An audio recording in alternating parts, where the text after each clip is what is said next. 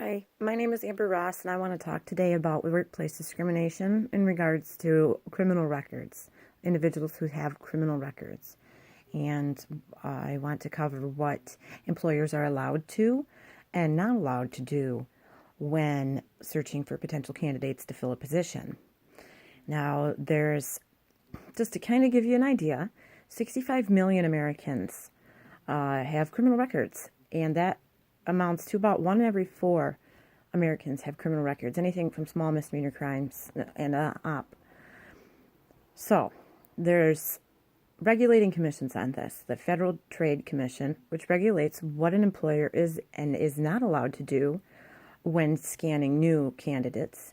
And then there's the Equal Employment Opportunity Commission, which covers basically what its name is, equal employment opportunity. They make sure that employers do not discriminate on individuals based on race, religion, ethnicity, and so on. So there are some do's and don'ts by employers. They can do background checks, but they cannot do background checks unless they have your consent. They can have stricter background checks for different positions.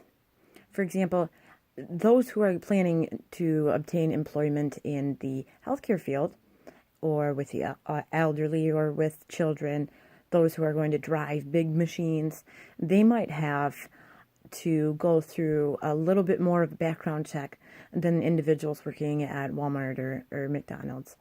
Not to belittle those jobs, though.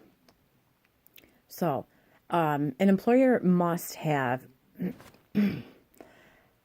a set of background check, like the way that they do a background check on an individual must be the same for every single candidate for a position. They cannot go and look a little bit further into someone else's record who's applying for the same job because they feel as though they might have something they're hiding. That's when it becomes discrimination. It also becomes discrimination when an employer disqualifies applicants that disproportionately disqualify a protected group by the EEOC.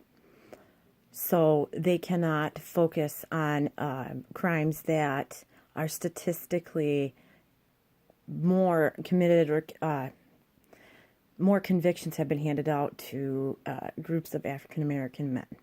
That's when it becomes discrimination. So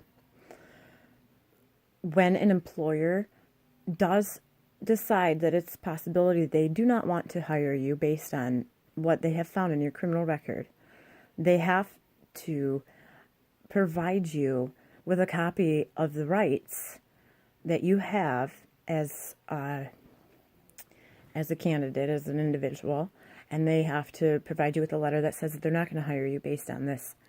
And in doing so, because I guess I should say that employers typically contract out third parties to do these background checks for them, and sometimes they're incorrect. The reports that they obtain are incorrect. Like if I had a charge on my record and I had it expunged, it might show up still on one of these reports from this third party, and the employer's not supposed to know about that because it wasn't expunged or sealed.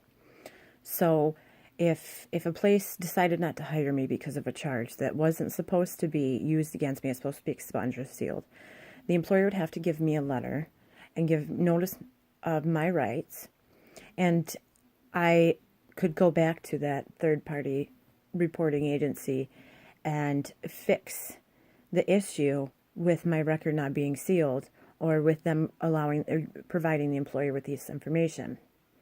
There are several avenues that individuals can take if they feel like they are discriminated against, and all of these numbers and websites are available on the EEOC's website, and links to the Federal Trade Commission. I thank you for your time.